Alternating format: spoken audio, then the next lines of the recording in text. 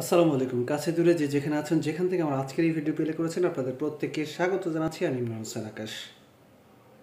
আজকের যে টপিকসটি নিয়ে কথা বলবো আপনাদের সাথে, সেই টপিকসটির পুরোটা বুঝতে চাইলে অবশ্যই আপনাকে প্রথম থেকে শেষ পর্যন্ত প্রত্যেকটি কথা আপনাকে শুনতে হবে। এরপরে আপনি যাওয়ার বেলায় কি শিখলেন সেটা অবশ্যই আমার কমেন্ট বক্সে জানিয়ে যাবেন। আশা করি প্রত্যেকেই ভালো আছেন। তাহলে কথা না বাড়িয়ে শুরু করছি একটা ইন্ট্রোর পর।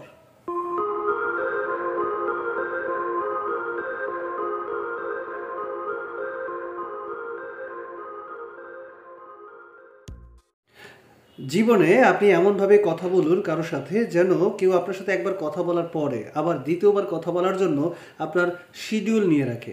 অর্থাৎ নিজের কথাগুলো এমন থাকবে যে আমার এই কথাগুলো সবাই পছন্দ করবে এবং তারা সবসময় চাইবে আমার কাছে তাদের কথাগুলো শেয়ার করার জন্য, কারণ তারা আমার সাথে কথা বলে যে মজাটা পাবে এটা আর অন্য কোথাও পাবে না। তাই আমাকে এমনভাবে তৈরি করতে চাই যাতে করে মানুষ আমার সাথে কথা বলার জন্য অবশ্যই শিডিউল নিয়ে রাখার চেষ্টা করে, কারণ আমি ওইভাবেই আমাকে তৈরি করতে চাই। তাহলে এই ভিডিও যারা দেখছেন তারাও আপনাদের নিজেদেরকে এমনভাবে তৈরি করুন, অর্থাৎ আপনি একবার যেন কারোর সাথে কথা বলার পরে সেজন্য আপনার সাথে কথা বলার জন্য আর একবার তৈরি হওয়ার জন্য রেডি থাকতে বলে আপনাকে, যে ভাই আমি আপনার সাথে আবার কথা বলতে চাই, আপনি আমাকে একটু টাইম দিবেন।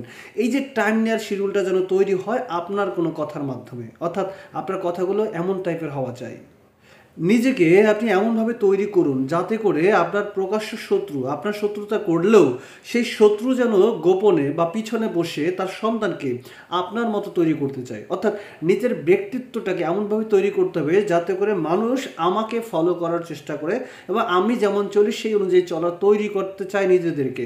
আমি যেভাবে কথা বলি তারা সেভাবে কথা বলতে চাইবে, আমি যে লাইফস্টাইল ক্রিয়েট করি তারাও সেই লাইফস্টাইলটা ক্রিয়েট করতে চাইবে, আমি যেভাবে পড়াশোনা করি হয়তো তারাও সেভাবে পড়াশোনা করতে চাইবে, আমি যেভাবে নিজেকে তৈরি করেছি তারাও আমাকে ঠিক সেইভাবে তৈরি করতে চাইবে। এইভাবে যদি আমি নিজেকে তৈরি করতে পারেন তাহলে দেখবেন অন্যরাও পিছনে বসে আপনার গসিপ করলেও তারাও চাইবে তার সন্তানটার জন্য আপনার মতো তৈরি হয়। দেখেন আমরা আমাদের বাবা মাও কিন্তু অনেক সময় বলে থাকে যে তুই কি হয়েছিস, দেখ অমুকের ছেলে কত সুন্দর হয়েছে, অমুকের ছেলে কত ভালো রেজাল্ট করেছে। এই যে মা বাবার একটা উদাহরণ তৈরি হয়, এটা যেন অন্যের বাপ মাও আপনাকে নিয়ে জন্য সেই স্বপ্নটা দেখে যে না ওর মতো হওয়া চাই, ও যেমন হয়েছে তোমাকেও ঠিক ওর মতোই হওয়া লাগবে, ও যেমন রেজাল্ট করেছে তোমাকে ঠিক সেরকম রেজাল্ট করা লাগবে। তার মানে আমরা লাইফে এমনভাবে কথা বলবো যাতে করে মানুষ দ্বিতীয়বার কথা বলার জন্য শিডিউল নেয়। আমি এমনভাবে নিজেকে তৈরি করব যাতে করে আমার প্রকাশ্য শত্রু পিছনে বসে তার সন্তানকে আমার মতো তৈরি করতে চায়। একটা কথা মনে রাখা উচিত, আপনি কার চোখে কেমন সেটা দেখার বিষয় না, বিষয় হচ্ছে আপনি সৃষ্টিকর্তার চোখে দেখতে অবশ্যই সুন্দর, তাই তো এই সুন্দর পৃথিবীতে তিনি আপনাকে সুন্দর করে তৈরি করে প্রেরণ করেছেন। কে আপনাকে নিয়ে কি ভাবলো, কে আপনাকে নিয়ে সমালোচনা করলো, কে আপনার পিছনে বদনাম করলো সেটা দেখার বিষয় না, কারণ সৃষ্টিকর্তা আপনাকে পছন্দ করেই বিদায় কিন্তু সৃষ্টিকর্তা আপনাকে এই সুন্দর পৃথিবীতে পাঠিয়েছেন। অতএব কারো কথায় মন খারাপের কিছুই নেই, বরঞ্চ সৃষ্টিকর্তাকে খুশি করার জন্য যা যা করা প্রয়োজন তা তা করা উচিত প্রত্যেকেই প্রত্যেকের জায়গায় বসে।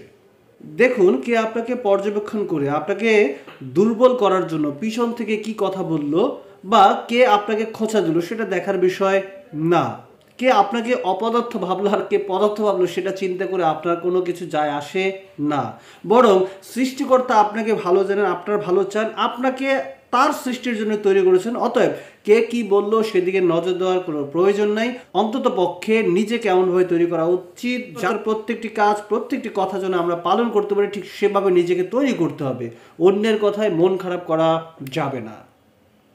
কে কি ভাবলো সেটাই না গিয়ে অন্তত একটা বার দেখা উচিত বা একটা বার ভাবা উচিত, কারণ সৃষ্টিকর্তা আপনাকে পছন্দ করেন বা আপনাকে চয়েস করেছেন, আর চয়েস করেছেন বিদায় কিন্তু তিনি এই পৃথিবীতে পাঠিয়েছেন। অতএব অন্যের কথায় মন খারাপ করার কিছুই নেই, নিজেকে এমনভাবে তৈরি করব যাতে করে সৃষ্টিকর্তা খুশি হয়, কারণ সৃষ্টিকর্তা আপনাকে সৃষ্টি করে সৃষ্টির সেরা উপাধি দিয়ে এই সৃষ্টির জগতে প্রেরণ করেছেন। অতএব সৃষ্টিকর্তাকেই খুশি করা উচিত, অন্যকে নয়।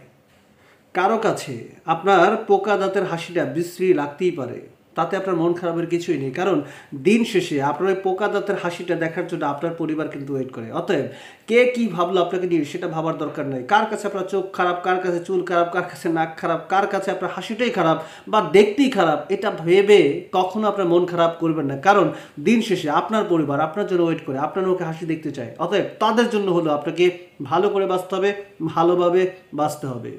কাউকে কালো বলে অশ্রদ্ধা করার আগে অন্তবার একটাবার চিন্তা করুন যে তার গায়ের রং কালো কে তৈরি করেছে বা কে চয়েসটা করেছে। কোনো গরিব শিশুকে গরিব বলে অবহেলা করার আগে অন্তত একটাবার চিন্তা করুন তাকে গরিব ঘরে কে প্রেরণ করেছে। তাহলে আপনি উপলব্ধি করতে পারবেন যে আপনি কার কথা বলছেন, কাকে ছোট করার চেষ্টা করছেন। আপনি কি আসলে ওই গরিব লোকটাকে ছোট করার চেষ্টা করছেন? আপনি কি আসলেই ওই কালো রঙের মানুষটাকে ছোট করার চেষ্টা করছেন, নাকি উপরওয়ালার সৃষ্টিকে আপনি অস্বীকার করছেন? একটাবার ভাবার সময় এসেছে, অন্তত একটাবার আপনি ভাবুন। কারো খাটো সাইজ দেখার পরে হাসাহাসি করার আগে অন্তবার ভাবুন তাকে খাটো করে পৃথিবীতে কে প্রেরণ করেছেন। কারো মোটা শরীর দেখে হাসার আগে একবার ভাবুন তাকে এই মোটা শরীরে কে পৃথিবীতে প্রেরণ করেছেন। কারো চিকন শরীর দেখে হাসার আগে একটাবার ভাবুন তাকে চিকন শরীরে এই পৃথিবীতে কে প্রেরণ করেছেন। আবার কাউকে অনেক সুন্দর দেখে অবাক হওয়ার আগেও ভাবুন তাকে এই পৃথিবীতে কে সৃষ্টি করে প্রেরণ করেছেন। সব কিছুই উপরওয়ালার সৃষ্টি এবং সব কিছুই তার পরিকল্পনার মধ্যে ছিল। তিনি যাকে যেভাবে চেয়েছেন তাকে ঠিক সেভাবেই এই সুন্দর পৃথিবীতে প্রেরণ করেছেন। যেহেতু সৃষ্টিকর্তা আমাকে সৃষ্টি করে এই পৃথিবীতে প্রেরণ করেছেন, অবশ্যই তিনি যেটা ভালো মনে করেছেন, যেভাবে ভালো মনে করেছেন ঠিক সেভাবেই আমাকে এই পৃথিবীতে প্রেরণ করেছেন। অতএব কে কি ভাবলো সেই চিন্তায় নিজেকে কখনো ছোট করা যাবে না। অবশ্যই নিজেকে এমনভাবে তৈরি করতে হবে যাতে আমি উপরওয়ালার সবগুলো দায়িত্ব পালন করতে পারি, কারণ তিনি আমাকে তার খলিফা হিসেবে এই পৃথিবীতে প্রেরণ করেছেন। অতএব আমার কাজ হবে তাকে খুশি করা, আর তাকে খুশি করলে সারা পৃথিবী আপনার কাছে এমনিতেই ধরা দেবে। কারণ তিনি যেটা চেয়েছেন ঠিক সেই প্ল্যান অনুপাতে কাজ করেছেন। সৃষ্টিকর্তার প্ল্যানকে কখনো খাটো করে দেখার নেই।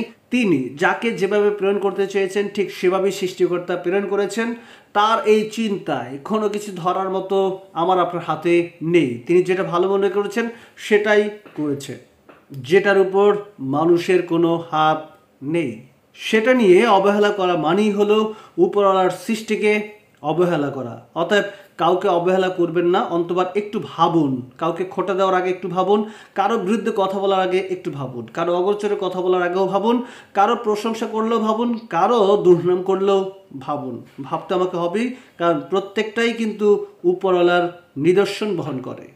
তাই সৃষ্টিকর্তার কোনো সৃষ্টিকে অবহেলা না করে, কোনো খুঁত না ধরে নিজেকে এমনভাবে সৃষ্টি করুন, নিজেকে এমনভাবে আবিষ্কার করুন যেন উপরওয়ালার দেয়া শ্রেষ্ঠতম জীবনটা থেকে শ্রেষ্ঠতম দিন আপনি উপভোগ করতে পারেন। কারণ তিনি আপনাকে শ্রেষ্ঠ জীব হিসেবে এই পৃথিবীতে প্রেরণ করেছেন, কারো গোলামি করার জন্য নয়, বরঞ্চ তিনি চান শ্রেষ্ঠ জীব হিসেবে আপনি সৃষ্টিকর্তার গোলামি করেন অল টাইম। তিনি চান আপনি সবসময় ভালো থাকুন, কারণ আপনাকে ভালো রাখার জন্যই তিনি এই পৃথিবীতে সমস্ত সৃষ্টি আপনার জন্য তৈরি করে দিয়েছেন। অতএব যিনি আপনাকে এত সম্মান দিয়েছেন তার জন্য অন্তত একটুবার ভাবুন, অন্তত ঘুমাবার আগে একটাবার সমালোচনা করুন বা আত্মসমালোচনা করুন নিজেকে নিয়ে। যে দিনটি পার করলাম সেই দিনটিকে আসলেও তার দেয়া তার নিয়মে পালন করতে পেরেছি, নাকি মানুষের কথায় নিজেকে ছোট করেছি, অথবা শয়তানের ধোকায় পড়ে অন্যকে ছোট করার চেষ্টা করেছি। দেখুন, উপরওয়ালার সৃষ্টি যেহেতু আমরা শ্রেষ্ঠ জীব, অতএব তার শ্রেষ্ঠ প্ল্যানেই আমরা এই পৃথিবীতে এসেছি, শ্রেষ্ঠ প্ল্যানেই আমাদের জীবনটাকে অতিবাহিত করছি। অতএব কারো কথায় মন খারাপ না করে দিয়ে উপরওয়ালার প্রতি ভরসা করে অবশ্যই নিজের জীবনটাকে আরও সুন্দর, আরও সার্থক, আরও সাফল্যমণ্ডিত করা উচিত। 2022 সাল প্রত্যেকের জীবনে আরও সুখ, আরও শান্তি, আরও সমৃদ্ধি বয়ে আনুক সেই প্রত্যাশা কামনা করছি। আর ভিডিওটি যদি ভালো লেগে থাকে অবশ্যই আমার চ্যানেলটি সাবস্ক্রাইব করে দিয়ে বেল বাটনে ক্লিক করে আমার পাশেই থাকবেন। দেখা হবে অন্য কোনো দিন অন্য কোনো টপিকস নিয়ে। 2022 আপনাদের আরও ভালো কাটুক সেই প্রত্যাশা এই ভিডিও আজকের মতো শেষ করছি। আসসালামু আলাইকুম।